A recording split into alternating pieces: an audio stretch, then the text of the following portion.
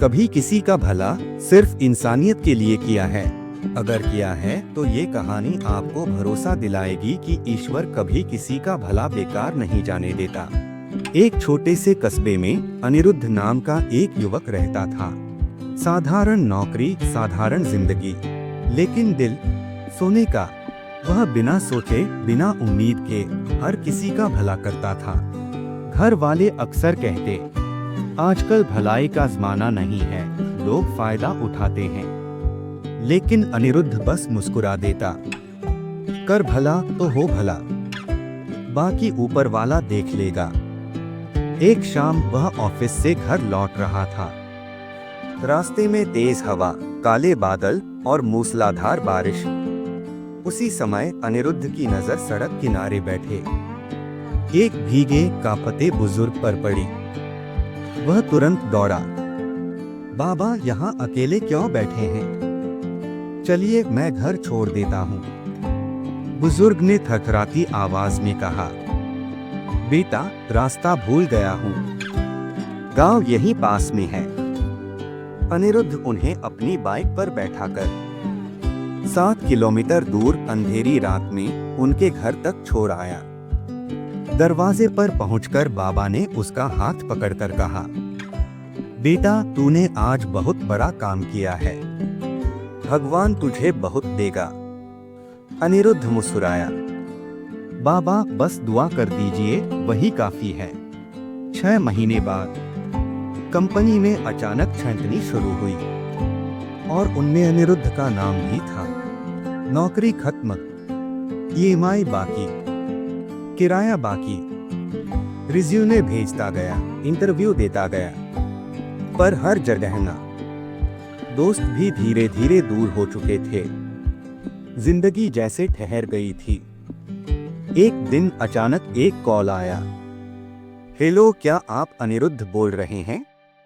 जी, हमारी कंपनी आपकी प्रोफाइल में रुचि रखती है।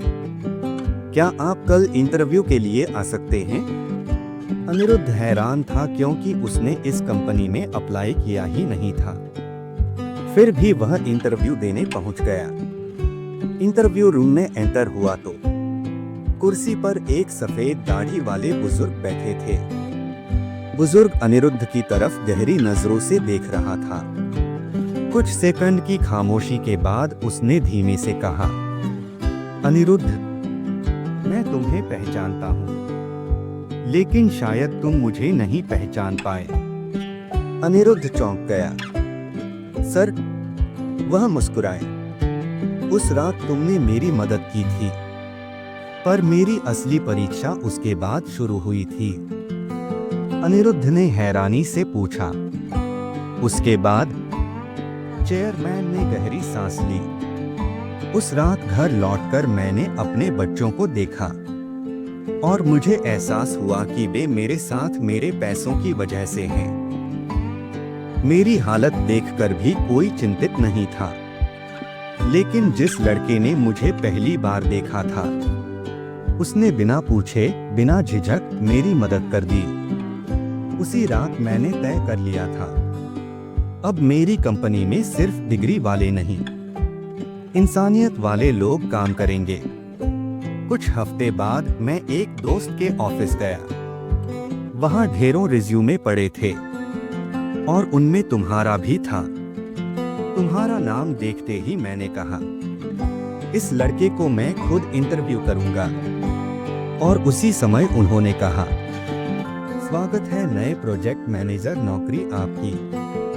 अनिरुद्ध की आंखों में आंसू आ गए। उसकी दुनिया अचानक फिर से चमक उठी। दोस्तों, कभी किसी का भला छोटा मत समझो। ईश्वर कभी किसी की अच्छाई को व्यर्थ नहीं जाने देता।